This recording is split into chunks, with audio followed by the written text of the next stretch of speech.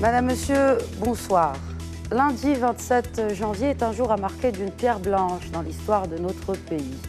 Il marque en effet l'alliance entre le gouvernement, la Banque centrale et le secteur bancaire pour porter secours aux moteurs en panne de l'économie nationale, à savoir l'entrepreneuriat, et ce dans le cadre du programme intégré d'appui et de financement des entreprises. Et c'est devant le souverain que les principales parties prenantes ont acté leur engagement. Sa Majesté le roi Mohamed VI a toutefois souligné le niveau élevé du taux d'intérêt bancaire en vigueur. Ainsi, et en réponse à ses vœux, le secteur bancaire plafonne à 2% le taux d'intérêt qui sera appliqué aux bénéficiaires du dit programme. 2%, soit le plus bas taux de l'histoire des banques au Maroc. De quoi redonner confiance et changer la perception du crédit bancaire chez le citoyen marocain. N'oublions pas que le financement de milliers de nouvelles entreprises est synonyme de création de richesses et d'emplois. Et ce n'est pas tout. Le monde rural jouit d'un traitement d'exception puisque les taux d'intérêt y afférents ne dépasseront guère 1,75%. Objectif, faire émerger une classe moyenne rurale. Alors comment ce plan Marshall sera-t-il organisé pour atteindre une efficience optimale? Au-delà du volet financement, comment les différentes parties comptent mener l'appui et l'accompagnement des porteurs de projets et autres TPME? Nous engageons ce soir la réflexion et l'analyse en compagnie de nos invités que j'ai le plaisir d'accueillir sur le plateau d'Éco-Débat ce soir. Tout d'abord, l'administrateur directeur général du groupe BMCE Bank of Africa, Brahim Djilontouimi. Bonsoir et bienvenue à vous. Merci de votre invitation. Pour représenter la Caisse centrale de garantie, son secrétaire général, Taoufik El-Harj, bonsoir. Bonsoir madame, merci pour l'invitation. Bienvenue à vous sur ce plateau. Et pour représenter le ministère de l'économie et des finances et de la réforme de l'administration, j'ai le plaisir de recevoir Nouman El Aissami. Bonsoir et bienvenue à vous aussi. Bonsoir madame, merci beaucoup. Et pour avoir un avis d'un économiste, un universitaire, le doyen de la faculté des sciences juridiques, économiques et sociales de Casablanca, Ablatif Komad, bonsoir et bienvenue à vous Bonsoir, aussi. merci pour l'invitation. Alors justement, ma première question vous est destinée. Ce taux historiquement bas de 2%, tel que, rappelons-le, voulu par le souverain, il ajoute du réalisme, n'est-ce pas, à ce programme intégré de financement et d'appui aux entreprises. Quels sont, selon vous, les objectifs escomptés de ce plafonnement à 2% du taux d'intérêt destiné aux bénéficiaires du programme? En fait, les objectifs, ils sont multiples. Tout d'abord, des objectifs économiques. Parce que dans la dimension financement, la notion de coût, elle est fondamentale. Et il y a une certaine appréhension, en fait, au niveau de l'imaginaire, de la perception un peu du système bancaire au Maroc, c'est qu'il pratique des taux d'intérêt relativement élevés. Et puis, il y a une difficulté au niveau de l'accès au financement. Donc, sur un plan purement objectif, il s'agit de réduire le coût du financement. Mais au-delà, il y a également des dimensions psychologiques, des dimensions culturelles, des dimensions comportementales.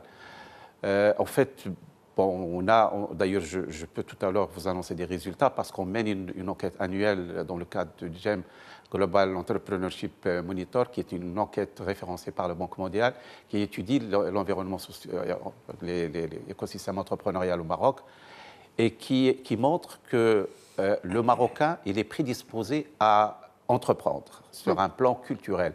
Maintenant, il y a des appréhensions, il y a la peur de l'échec, il y a des contraintes psychologiques. Bon, je crois que ce genre d'initiative, bien sûr, il y a l'élément le plus concret, c'est la réduction des coûts, c'est l'accessibilité, mais également il y a cette dynamique qui a certainement en fait un rôle culturel et un rôle d'essayer de changer cette perception de cette image, je dirais, un peu négative qu'ont les entrepreneurs à une dimension peu structurée. On sait qu'au Maroc, la grande entreprise n'a pas un problème de financement, la moyenne entreprise un peu moins, mais ce qui est nouveau au Maroc, c'est que maintenant, on fait la différence entre la PME et la TPE. À un certain moment, on parlait de grandes entreprises et de PME. Mais il s'avère que finalement, nous avons 3 catégories d'entreprises. Nous avons les grandes entreprises, les moyennes entreprises et les toutes petites entreprises. Et les toutes petites entreprises représentent pratiquement 80% des tissus économiques au Maroc. Et ce sont ces entreprises-là qui ont certaines difficultés à accéder au financement, qui ont cette appréhension. Et je crois que cette dynamique serait en mesure d'améliorer cette image et de les encourager à recourir au financement et justement à une participation plus active dans la dynamique économique du pays. Au-delà de la participation plus active à la dynamique économique de notre pays, qu'en est-il de la bancarisation? Est-ce que le fait de plafonner les taux d'intérêt SAMI à 2% va non seulement encourager ces futurs entrepreneurs, porteurs de projets ou TPME tels que cités par Secomat, à tout simplement se bancariser? Non, merci beaucoup. Très clairement, c'est un message très fort. Vous l'avez très bien dit lors du lancement de l'émission, c'est un taux historiquement bas. Je dirais c'est un taux qui est même plus bas que le taux auquel l'État se finance lui-même, ce qui est quelque chose de vraiment très impressionnant. Très clairement, c'est un message très positif et qui va favorablement accompagner le programme et apporter des solutions à la problématique du financement de l'entrepreneuriat. Je voulais par rapport à cela peut-être revenir sur 2 axes. Le premier, apporter des éléments objectifs qui expliquent pourquoi le taux d'intérêt devrait être attractif. Et deuxièmement, souligner derrière tout l'effort qui a été fait, toute l'adhésion, notamment du secteur bancaire, pour pouvoir atteindre ces niveaux-là. Alors, pour ce qui est des éléments objectifs, nous mettons en place à travers ce programme des incitations à la fois réglementaires et des incitations d'appui public. Sur les incitations réglementaires, je rappelle le taux de refinancement bancaire, le taux de refinancement de la Banque centrale, qui est un taux attractif. 1,25%. 1,25%. L'application de règles prudentielles plus adaptées à cette population, qui permet aussi de réduire aussi l'impact sur les fonds propres des banques, qui est aussi un élément qui intervient sur le coût de financement, mais également aussi sur le volet offre d'accompagnement, les différentes garanties qui sont mises en place par l'État, qui sont gérées par la Caisse centrale de garantie, qui permettent aussi de réduire le coût de risque. Ce sont là, pour moi, des éléments objectifs qui militent en faveur de cette réduction de taux. Les autres éléments dont je parlais, de l'adhésion du secteur bancaire, de l'adhésion de l'ensemble des parties prenantes auteurs de programme, c'est cet effort qui est d'aller beaucoup plus loin et de pouvoir donner un taux qui donne un message très fort sur l'engagement à la réussite de ce programme. Alors, ce message très fort s'adresse particulièrement, je pense que c'est très important de le réitérer, aux très petites entreprises, parce que c'est là le segment le plus difficile à appréhender et le segment le plus porteur. Absolument. Et ce message aussi s'adresse très clairement aux porteurs de projets, parce que c'est là où on est beaucoup attendu. Je pense que les jeunes Marocains, qui soient diplômés ou pas, sont des jeunes qui ont une grande ambition, qui sont porteurs d'idées, qui ont parfois une maîtrise technique dans les domaines qu'ils connaissent, mais qui n'ont pas nécessairement ni la capacité financière de réaliser le projet, ni la capacité technique de maîtriser tout ce qu'il y a autour de la gestion d'une entreprise. Est-ce que ces cibles-là, ces catégories cibles-là sont bien définies? Quand on parle d'un porteur de projet, à quelle hauteur ce projet est-il estimé? Et qu'en est-il aussi de la TPE? Non, très clairement, l'objectif, la cible, comme ça a été d'ailleurs mentionné dans le discours de Sa Majesté, le roi, la cible très prioritaire, c'est 2 grandes catégories. Bien sûr, il y en a d'autres, mais la priorité, c'est les très petites entreprises. Et pour répondre à votre question, quand on parle de très petites entreprises, on n'est pas dans la PME, on n'est pas dans l'entreprise qui réalise des dizaines de millions de dirhams de chiffre d'affaires. Mais plus ou moins, combien de chiffre d'affaires, M. Essaoui? Je vois votre cible. Je pense que très clairement, on est dans une entreprise qui est au-dessous des 10 millions de dirhams de chiffre d'affaires. Très bien. Pour être très clair. Et quand on parle de porteurs de projets, on parle essentiellement de 2 segments, voire même 3. C'est tout d'abord les auto-entrepreneurs. C'est des artisans qui ont des métiers, qui ont un savoir-faire, mais qui, pour l'instant, ne peuvent pas exprimer ce savoir-faire par manque de capacité financière. Donc, c'est de l'auto-emploi, c'est des métiers, d'ailleurs, c'est réglementé en termes de chiffre d'affaires et de capacité, mais c'est aussi des porteurs de projets, des jeunes diplômés, des jeunes non diplômés, qui ont des projets, des petits projets de création d'entreprises. Et je voudrais mentionner à ce titre peut-être 2 choses fondamentales pour aller très rapidement. Tout d'abord, et ça c'est démontré à l'échelle internationale, ce n'est pas propre au Maroc, c'est l'importance de ce segment. Quand vous regardez les chiffres, que ce soit en Europe, en Asie ou en Afrique, la part des TPE dans l'ensemble des entreprises, c'est la part prépondérante. Plus encore, si la création d'emplois se fait le plus dans ce segment d'entreprise-là. Et donc, c'est fondamental de pouvoir adresser cette population. Le deuxième élément, c'est que cette population, qu'il est fondamental d'adresser, est une population qui a besoin de ce type d'appui public et de ce type de l'adhésion de l'ensemble des acteurs, parce que, il est vrai, c'est une population qui, de par sa nature, présente des risques, il faut le dire. C'est une population qui n'a pas les moyens financiers, c'est une population qui n'a pas un track record, qui n'a pas une relation avérée avec la banque, qui permet d'évaluer son risque, et donc toute la pertinence de mettre en place ce dispositif qui nous permet d'aller vers ce segment-là, ce segment qui est maintenant acté de façon très, très formelle comme un segment prioritaire. Et pour conclure, parce que je ne voudrais pas être le seul à parler. Je vous laisse finir parce que justement, il faut expliquer voilà, les différents aspects. Je pense que c'est important. Oui, bien sûr. Pour conclure, je dirais que si, à ce stade, on peut aller et attaquer ce segment, c'est parce que, et ça a été dit dans le discours royal, c'est parce que nous disposons d'un secteur bancaire qui est solide et fort, qui a pu développer ses capacités pour pouvoir maintenant appréhender cette population et lui offrir des solutions qui, moi j'en suis sûr, concourent parfaitement par rapport au nouveau modèle de développement que nous sommes en train de vendre. Je pense que Sa Majesté a été très claire sur les orientations de ce modèle, notamment en matière d'inclusion économique, et en même temps qui nous permet d'offrir des solutions aux jeunes Marocains, sachant que c'est l'essentiel de notre population. De notre population. 2%. Brahim Bejelodjoui, une première au Maroc, une première historique au Maroc. Comment la banque va-t-elle opérer ce changement, tenant compte, n'est-ce pas, de la composition d'un taux d'intérêt? À situation exceptionnelle, moyenne exceptionnelle. C'est vrai que ce 2%, c'est de l'inédit.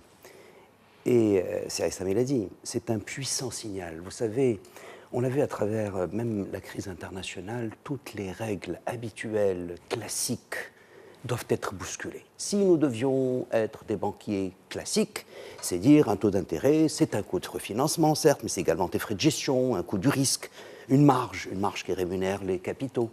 Mais là, je crois que cette cible, et ça a été dit, cette cible qui est visée par le discours royal, requiert une mobilisation pas seulement des banques. On l'a montré, je crois qu'il y a eu une intelligence exceptionnelle des rapports entre les 3 catégories, le gouvernement, la Banque centrale et la communauté bancaire, pour véritablement, je crois, aboutir sans doute à un nouveau modèle de financement bancaire qui se viendra en écho et sans doute s'intégrera sur le nouveau modèle de développement.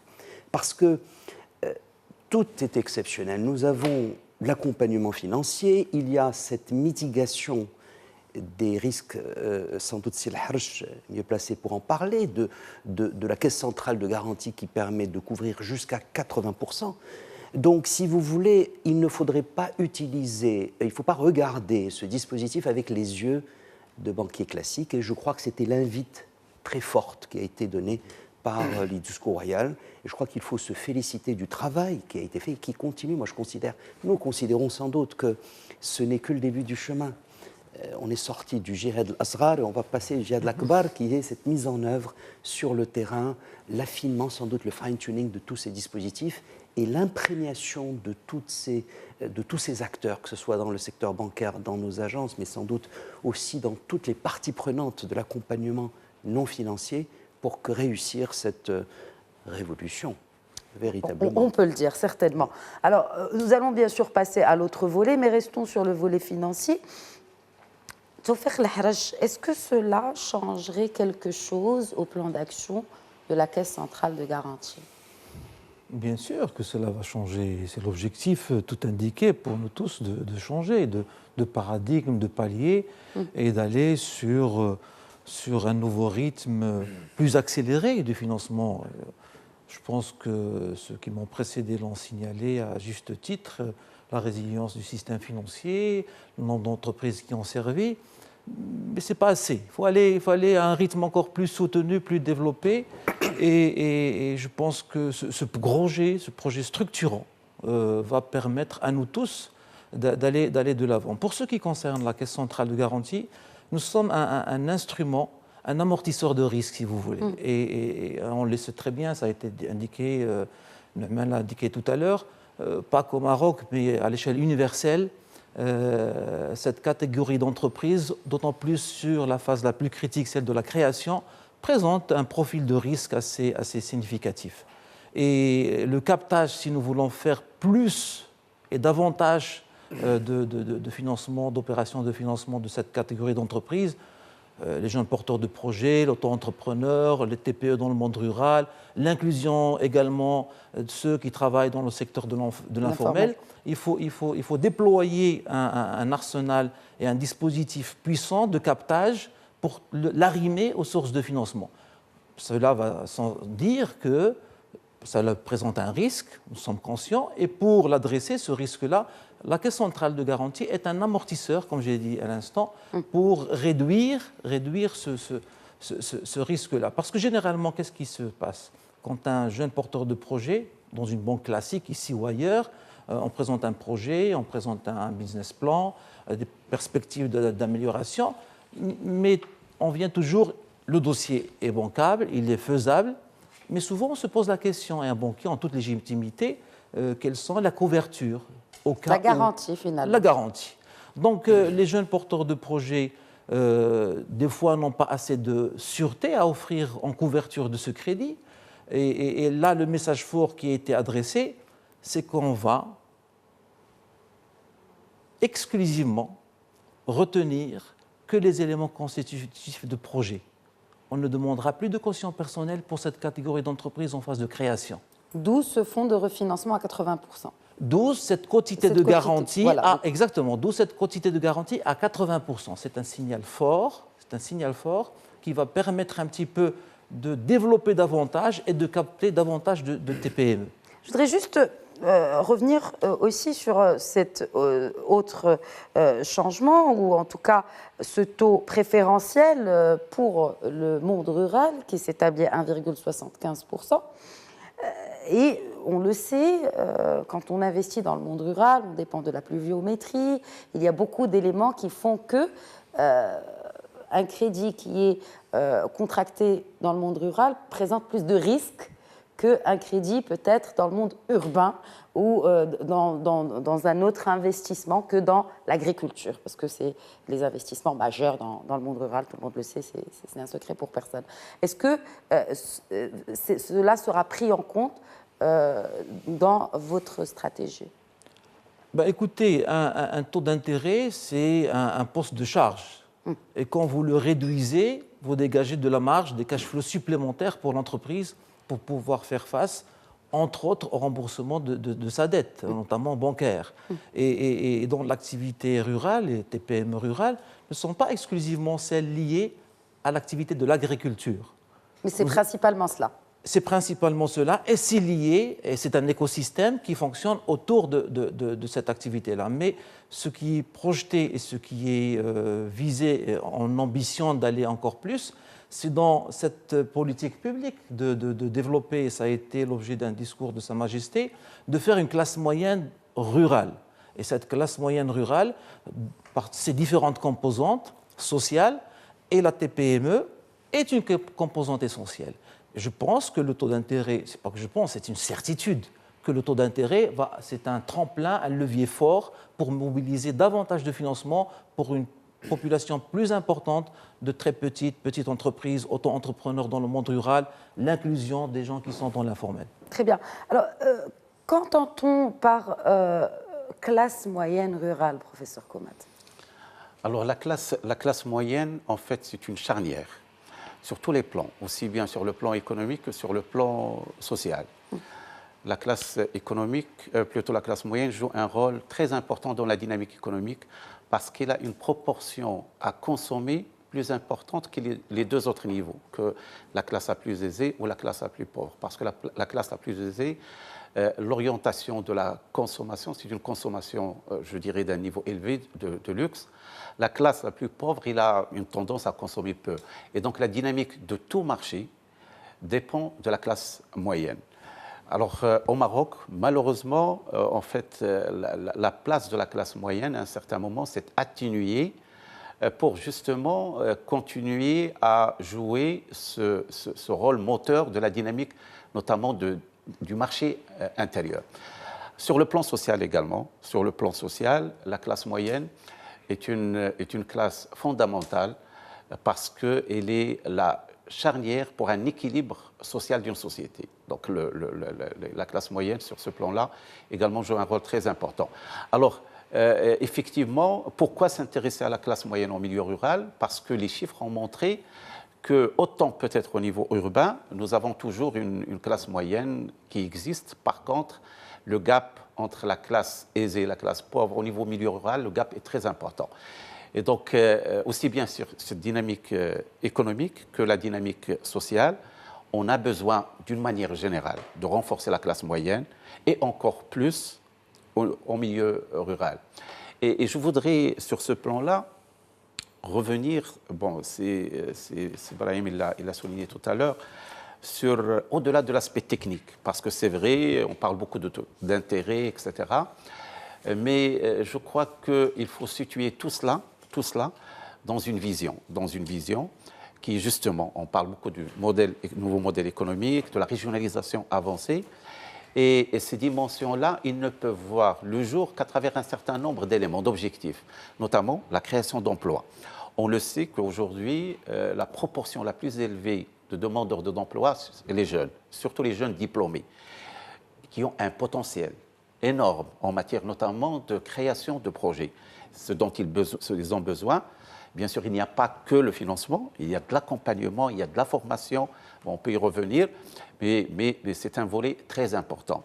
La deuxième chose, c'est la réduction des déséquilibres régionaux et sociaux. Et on ne peut pas parler d'un développement intégré et global sans nous intéresser à des classes, bien sûr, les plus déshéritées, mais également à des régions, notamment le milieu rural, qui a besoin d'être relancé et qui a besoin d'utiliser toutes ses potentialités. Et je voudrais souligner... D'où l'importance de l'engagement aussi des centres régionaux d'investissement et autres collectivités territoriales dans ce programme dédié, ou en tout cas intégré, de l'appui et de financement des entreprises. Je voudrais juste, en fait, c'est tout à l'heure l'a évoqué, la question du milieu rural, il ne s'agit pas que de l'agriculture. On se rappelle, lors d'un discours de Sa Majesté il y a plus d'une année, sur les terres sous la liette, par exemple. Oui. On devait récupérer 1 million d'hectares. Et puis, les consignes ont été données que ces terres ne sont pas exclusivement réservées à l'agriculture. Donc, on autorise des projets en milieu rural, des projets touristiques, des projets... Et donc, il faut changer le paradigme de dire que lorsqu'on évoque le milieu rural, c'est exclusivement de la petite agriculture. Le milieu rural, il y a un potentiel de développement sur tous les plans, au niveau touristique, au niveau industriel, au niveau de l'énergie renouvelable, au niveau... Donc beaucoup de projets pour que justement ce milieu rural puisse intégrer ces dynamiques de développement, qu'il ne soit pas toujours en marge. On a l'urbain et on a le rural c'est en dernier lieu.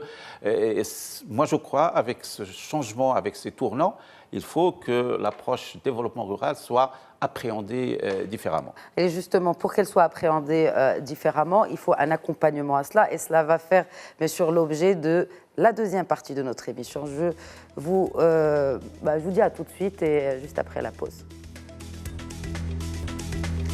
Bonsoir et bienvenue à ceux qui nous rejoignent. Vous regardez Éco-Débat que nous consacrons aujourd'hui au programme intégré d'appui et de financement aux entreprises tel qu'il a été présenté devant Sa Majesté le roi Mohamed VI lundi 27 janvier. Ce plafonnement, rappelons-le, historique des taux d'intérêt à 2% à 1,75% pour le monde rural. Justement, nous parlions de monde rural avant la pause. Je voudrais peut-être faire réagir le représentant du ministère de l'Économie et des Finances par rapport à cette question de monde rural. Et ce que je disais juste avant la pause, à l'accompagnement de ces porteurs de projets dans le monde rural pour peut-être changer de perception. Nous parlons beaucoup de changement de paradigme et de changement de perception depuis le début de cette émission, messieurs, mais de changer de perception par rapport à l'investissement hors agriculture. Non, c'est très clair. Moi, je voudrais tout d'abord insister sur un aspect fondamental. Je pense que ça a été dit, c'est un message très fort.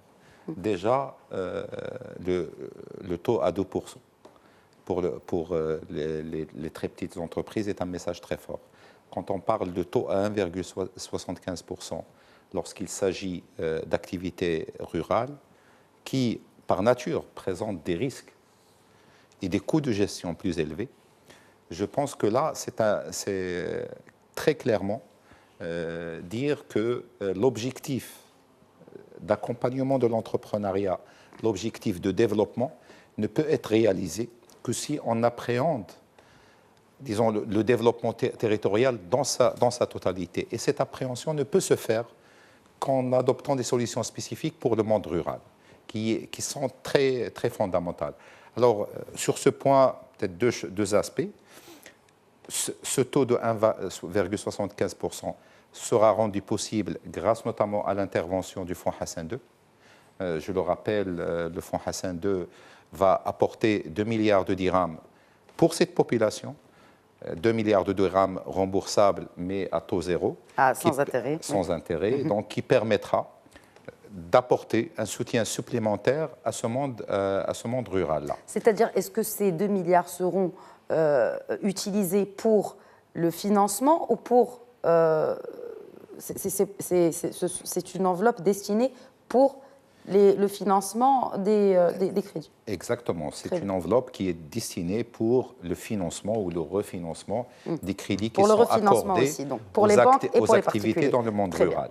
Alors, encore une fois, le deuxième point très fondamental, et je rejoins parfaitement ce qui a été dit, je parle de monde rural, je ne parle pas d'agriculture. Très certainement, l'agriculture est une activité importante dans le monde rural, mais ce n'est certainement pas la seule. Et donc, quand on parle d'accompagner l'entrepreneuriat sur le monde rural, on parle d'accompagner l'entrepreneuriat par rapport aux activités rurales dans leur ensemble. Et à ce titre, en matière, l'accompagnement a une importance fondamentale. Très bien. Et cet accompagnement, bien sûr, nous allons en parler tout de suite, je pense, sur les centres régionaux d'investissement. Je laisserai peut-être les collègues intervenir avant que je réagisse dessus. Je voudrais plus, sur la spécificité du monde rural, parler de l'importance de mettre en place des dispositifs spécifiques pour le monde rural en matière d'accompagnement. Et sur cela, il y a des instruments qui sont en place, qui vont bénéficier d'un appui additionnel, notamment tout le travail qui est fait en matière de conseil agricole. Il y a même un corps de métier de conseillers agricoles qui sont là, qui pourront être utilisés pour développer cette activité. Et tout le travail qui est fait, bon, je ne suis pas en train de faire la publicité d'une institution, mais il faut le dire, il y a un travail important qui est fait en matière de financement des activités rurales par le groupe Crédit Agricole, notamment sur l'aspect de la petite agriculture. C'est là où on les attend par rapport à leur vocation de service public, mais aussi, et la convention qui a été signée avec la Banque postale, ABB, est un aspect fondamental. Aussi, comment rallier cette force de l'expertise rurale par rapport à la densité de réseau, je pense que c'est quelque chose qui est fondamental. Donc, c'était juste une petite réaction. Donc, on va continuer dans cet aspect d'accompagnement. Brahim Benjeloun-Chouimi, la banque a-t-elle vocation d'accompagner? Parce que finalement, en pensant à la banque, on pense à un financement d'une activité, d'un investissement ou d'un fonctionnement de l'entreprise. Comment la banque peut-elle accompagner un porteur de projet? Madame. Le présent, pas l'avenir. Et le dispositif le montre. C'est ce qu'on appelle le blended finance. L'argent seul ne suffit pas. Un taux d'intérêt aussi formidable ne suffit pas. L'accompagnement est fondamental. Vous avez des jeunes porteurs de projets qui ont une idée. Mais quid de toutes les formations qui doivent les accompagner pour précisément réussir leur projet? Il y a un montage de crédit, d'un dossier de crédit qu'on ne sait pas faire. Il y a un business plan qu'on ne sait pas faire. Il y a qu'est-ce que c'est qu'un fonds de roulement? C'est la crédibilité, c'est la syndication des compétences. La chance que le secteur bancaire, et ça a été dit, est résilient, il est reconnu par Sa Majesté l'a dit dans son discours, les organismes internationaux le saluent. Il a donc la crédibilité de syndiquer des compétences. Syndiquer, c'est-à-dire se caler sur ce dispositif qui est en train de mettre en place, qui va concerner un certain nombre de partenaires qui sont les CRI, qui est Maroc Export, qui sont, je dirais, les associations professionnelles. C'est tout ce monde-là qui a besoin de mettre c'est-à-dire que les banques puissent non seulement permettre d'accueillir ces porteurs de projets, ces auto-entrepreneurs, ces toutes petites entreprises, les écouter, les conseiller par le réseau d'agences, mais également grâce à un, comment dirais-je, qu'on appelle, bon, j'ai les termes anglais qui m'arrivent, mais l'idée, c'est de packager. Il faudrait que les produits offerts par la banque ne soient pas simplement le dirham, l'argent qui est offert, c'est également la formation. Je crois que c'est là où se trouve la clé de la réussite. Et vous savez, nous avons eu, depuis 2009, l'expérience d'avoir un observatoire de l'entrepreneuriat, d'avoir un club PME, d'avoir donc mis en œuvre avec des partenariats avec l'Université Hassan II, parce que Abdeltefe est à côté de moi, nous l'avons fait avec cette autre université, mais là, c'est l'Université Hassan II privilégiée. C'est la meilleure façon de faire, encore une fois, cette syndication de compétences et d'expertise pour former. Nous l'avons fait pour la PME, parce que les banques, et la BMCE, je peux en parler, je la représente, a fait un effort considérable ces 10 dernières années. Mais c'est vrai que c'est la toute petite entreprise, c'est les auto-entrepreneurs où il y a cette évolution et cette révolution qui va se passer, et elle réussira si, encore une fois, nous réussissons l'accompagnement extra-financier. Il ne faut pas qu'on imagine que ce dispositif réussira parce que nous nous sommes tenus à de l'argent. Je crois que c'est fondamental. Et c'est un grand défi à chacune des banques et également aux parties prenantes que nous avons à travers le Maroc pour précisément considérer que les produits, encore une fois, qu'offriront les banques seront nativement composés de l'accompagnement financier et de l'accompagnement extra-financier. Et je pense qu'il y a beaucoup d'espoir parce que, encore une fois, nous, pour notre part, nous avons eu depuis 10 ans une expérience qui a été concluante vis-à-vis des PME, mais nous avons tout à faire dans la toute petite entreprise. Et je pense qu'avec tout ce dispositif, c'est ça son intelligence, ce dispositif, c'est en même temps des signaux très forts, encore une fois, d'un taux d'intérêt très concessionnel. Et en même temps, la mitigation du risque, c'est-à-dire il faut permettre de diminuer le risque par rapport à cette prise en charge mutualisée par l'État, par la Caisse centrale de garantie, mais c'est également l'accompagnement, la formation, le mentoring. Et puis, on va voir ça dans la durée. Il ne s'agit pas de dire nous avons distribué des milliards de dirhams. Quid du taux de survie de ces entreprises dans 3 ans, dans 5 ans? Quid de l'impact sur la création d'emplois? Quid de la multiplication du fonds de commerce de ces entreprises? C'est là où on va voir dans la durée que c'est davantage cet accompagnement qui fera la réussite de tout ce dispositif. Ce n'est pas que la finance, ce n'est pas que l'argent. Je crois que c'est fondamental que nos téléspectateurs puissent le comprendre. Et puisqu'on parle d'accompagnement et de bon fonctionnement, la CCG, la Caisse centrale de garantie, avait déjà entamé un programme dans ce sens, et notamment qui accompagne les toutes petites et moyennes entreprises à travers des clusters et des incubateurs. Est-ce qu'aujourd'hui, on s'inscrit dans une continuité par rapport à ce programme intégré d'appui et de financement aux entreprises Tawfiq El Harj? Alors, vous évoquez un sujet fondamental. Nous parlons d'une population qui, généralement, de la TPE, auto-entreprise, monde rural, l'inclusion financière d'entreprises qui travaillent encore dans l'informel. Mais l'autre, le sujet de votre question, d'ailleurs très pertinente, c'est la start-up et l'entreprise innovante. Ce sont deux populations différentes qui sont adressées par deux sources de financement différentes.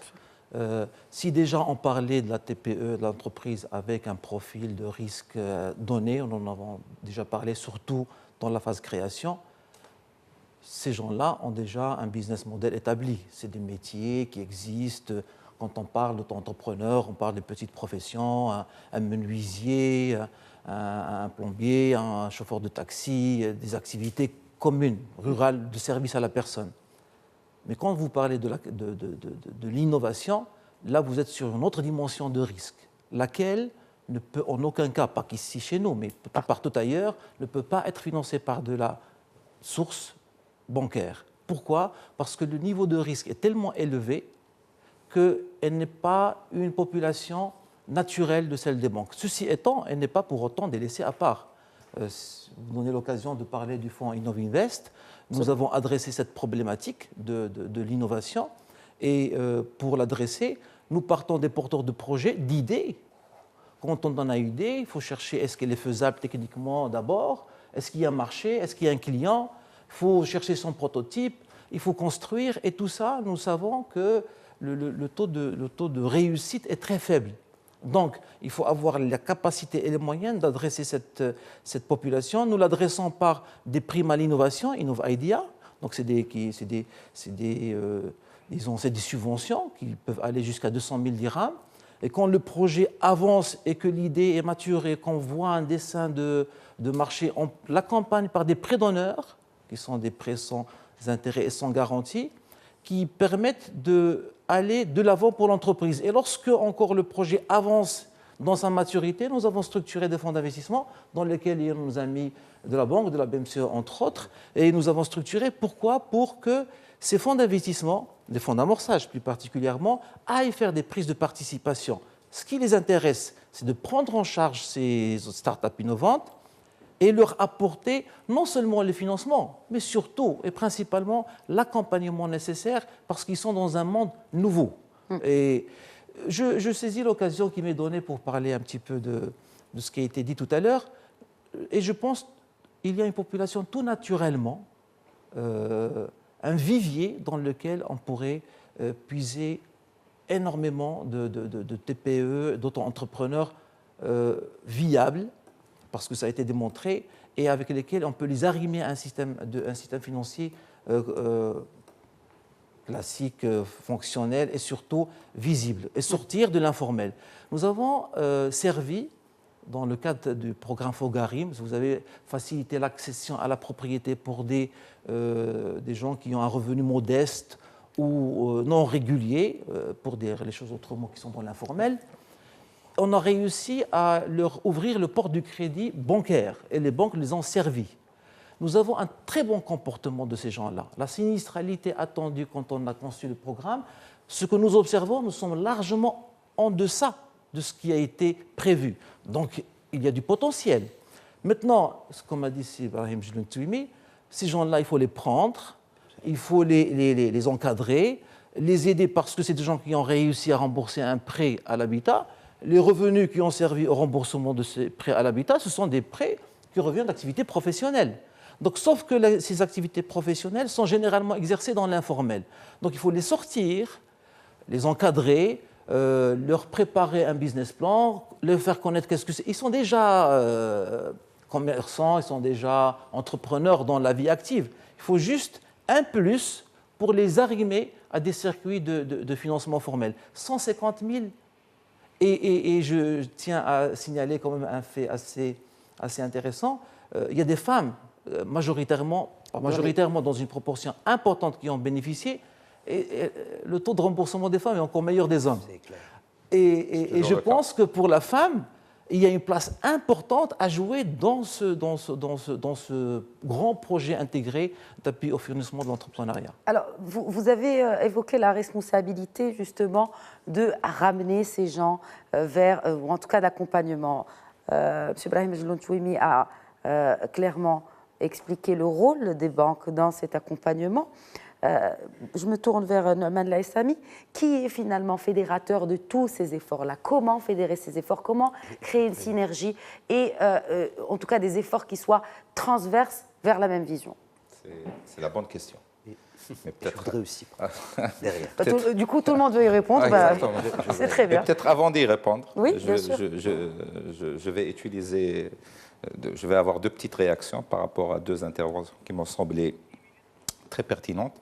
Tout d'abord, j'ai toujours l'habitude de dire on peut faire de l'accompagnement sans financement, mais on ne peut pas faire du financement sans accompagnement. Je pense que c'est fondamental et je rejoins parfaitement ce qui a été dit sur l'importance de l'accompagnement.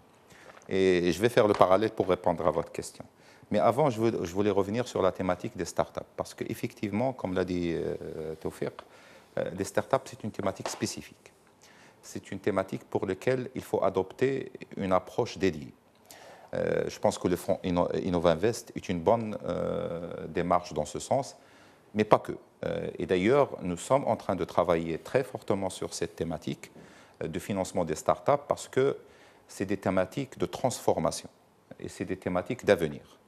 Et donc, pour la question des startups, l'idée, ce n'est pas seulement de mettre en place un écosystème d'accompagnement, mais c'est également de mettre en place de nouveaux instruments qui se basent sur de nouvelles réflexions. Je parle particulièrement de tout ce qui est FinTech, qui est une thématique qui évolue de façon très rapide. Et je pense aussi à tout le besoin de mettre en place un nouveau écosystème qui accompagne le financement de ces acteurs.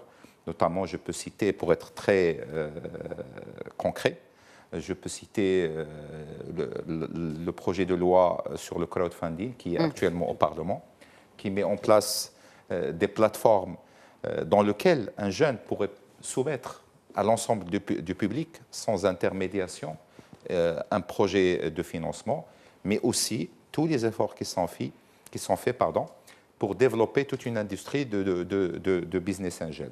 Alors, pour en revenir à votre question, très clairement, pourquoi je disais que c'est la bonne question, pas une bonne question, mais la bonne question, parce que, très clairement, il y a énormément d'initiatives en matière d'accompagnement. Les banques font beaucoup d'efforts en matière d'accompagnement. Maroc PME a des programmes très développés en matière d'accompagnement. Le CRI aussi.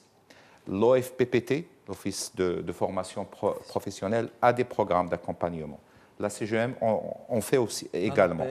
L'ANAPEC aussi. Et la liste est longue. Et la liste est très longue. Et je pense que c'est pour ça que la deuxième convention qui avait été signée devant Sa Majesté était une convention qui a insisté sur la coordination de l'accompagnement au niveau des régions.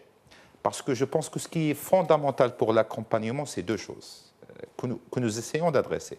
La première et la plus importante, c'est comment coordonner l'effort de tous ces acteurs pour qu'ils puissent converger vers le même objectif et fédérer en fait toute cette énergie qui est dépensée et qui n'est pas que publique. Parce que cet effort, j'ai cité beaucoup d'institutions publiques, mais nous avons également des associations, des acteurs privés qui ont des initiatives en la matière. Je vois que c'est des éléments, peut-être, je vais juste qui lui parle, conclure. En tout cas, il réagit. Oui. Et ça me plaît beaucoup que ça parle à un banquier, d'ailleurs un banquier ami, mais ça montre toute l'importance de cette thématique. Juste pour conclure rapidement, je pense que la question fondamentale en premier, c'est comment fédérer cet effort. Et à travers cette coordination qui sera pilotée par les centres régionaux d'investissement, c'est l'objectif qui est recherché. La deuxième question, et là c'est plutôt une bonne nouvelle, c'est que ce fonds pour l'appui au financement de l'entrepreneuriat a prévu bien sûr beaucoup d'instruments de financement, mais il a prévu également d'accompagner, de soutenir ces actions d'accompagnement et donc de leur fournir de la ressource financière additionnelle qui permettra d'en augmenter l'effet et l'impact. Je vais m'arrêter là pour peut-être laisser la parole parce que je vois qu'il y a beaucoup de... Non, c'était juste de dire, et nous en sommes très heureux, tous les éléments du puzzle d'un succès sont là. Je vous assure, toutes les infrastructures et tous les éléments. Le tout, c'est ce discours royal du 11 octobre qui serait ce ciment. Il y a des instances de coordination qui ont été effectivement prévues et nous en félicitons, celles qui doivent continuer. Je dirais, on ne doit pas changer une équipe qui gagne entre le gouvernement, la Banque centrale et la communauté bancaire à travers le GPBM. Mais je vous assure, ce n'est pas pour ramener quoi que ce soit aux banquiers. Quel est le point de contact d'un porteur de projet ? Il ne va pas se présenter. C'est le CRI. Pour le coup, accompagnement sans financement, financement sans accompagnement. Ben voilà. Agence bancaire. Si nous arrivons à faire évoluer, nous les arriverons, Inch'Allah, arriverait à bouger ces mentalités de sorte que le point d'entrée puisse être un produit où en même temps je viens chercher du financement et du non-financement, et alors toutes ces parties prenantes, les CRI, Maroc Sport, OFPPT, etc., seraient blended, seraient packagées dans un produit. Moi, je suis entrepreneur, j'accède à une agence bancaire ou à un centre d'affaires, à une structure d'accueil bancaire, et j'ai la possibilité d'acquérir un produit ou alors se trouverait instiller tous ces services-là. Je crois que ça serait une coordination en amont dans le marketing du produit. Je voulais effectivement également, insister sur le fait de ces start-up. Nous avons une expérience, on en est heureux.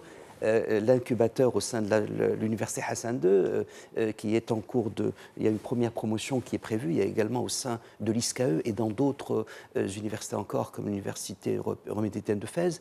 Je pense qu'au nom de la responsabilité sociale et sociétale des entreprises, pas seulement des banques, nous avons, à travers les propos de notre souverain, tous les éléments pour que chacun considère que son rôle est faire le cœur de son métier, mais le cœur de son métier est d'adresser une problématique de la jeunesse qui ne peut être résolue que par l'entrepreneuriat.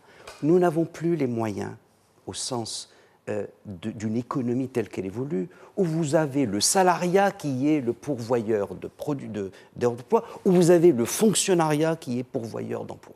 Comment peut-on alors faire face à cette situation, sinon l'entrepreneuriat ? Et c'est une solution structurelle. On a la chance, grâce à ce discours de souverain du 11 octobre, d'avoir pour la première fois, me semble-t-il, dans l'histoire, où un discours adresse pendant 70% peut-être ou davantage sur ce problématique, et d'avoir entraîné une dynamique où toutes les parties prenantes ont mis la main à la pâte. Et je crois que ce ciment doit continuer. Et pour être sûr que ce ciment continue, il y a certes les instances de coordination, il y a le point d'accès bancaire, où les banques, les agences, encore une fois, en commercialisant un produit qui blended, qui mélangera le financier et l'extra-financier, s'assurera que derrière, les back-office, si vous me permettez l'expression, que seront toutes ces structures qui existent, là où les CRI comme sourceurs aussi d'informations, tous ces OFPPT qui sont formateurs, toutes ces parties prenantes alors seraient utilisées, si vous me permettez l'expression, par un fine-tuning de relations pour que le produit soit comme cela packagé. Je le crois vraiment. C'est comme si on devait démêler une pelote par ce biais-là. Et non pas croire que l'entrepreneur allait s'adresser au CRI, puis il vient à l'agence, puis peut-être aller au FPPT, puis ça, cette coordination n'est pas possible dans les faits. En revanche, le produit financier devrait être packagé pour avoir ce fameux blended finance. On a eu des expériences, et j'aurais terminé. Par exemple, un produit comme l'efficacité énergétique. Il a fait un tabac, permettez-moi l'expression, dans sa commercialisation, parce qu'il y avait cet aspect de blended finance. Il y avait de l'Union européenne qui avait mis des subventions, qui a financé la formation à des entreprises, à l'acquisition d'équipements qui puissent permettre de réduire la consommation d'énergie. Et vous aviez le banquier qui faisait son travail en donnant de l'argent. Je crois que l'avenir est cette coopération, mais qui soit en amont, native. On ne va pas attendre de la bonne volonté des acteurs de se coordonner entre eux, mais de faire des produits financiers qui puissent avoir justement tous ces ingrédients du succès. Dernier mot, Abdelatif Koumet. En fait, c'est le rôle de l'université dans cette dynamique. Bien sûr, l'université est pleinement concernée, interpellée sur tous les plans.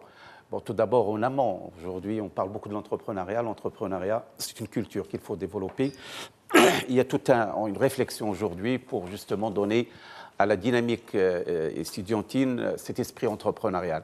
Mais également, on ne voudrait pas se limiter à cela. Aujourd'hui, on est au niveau de l'accompagnement, par exemple. On a beaucoup évoqué l'accompagnement, mais ce qu'il faut dire, c'est qu'il y a un déficit en matière de formation à l'accompagnement.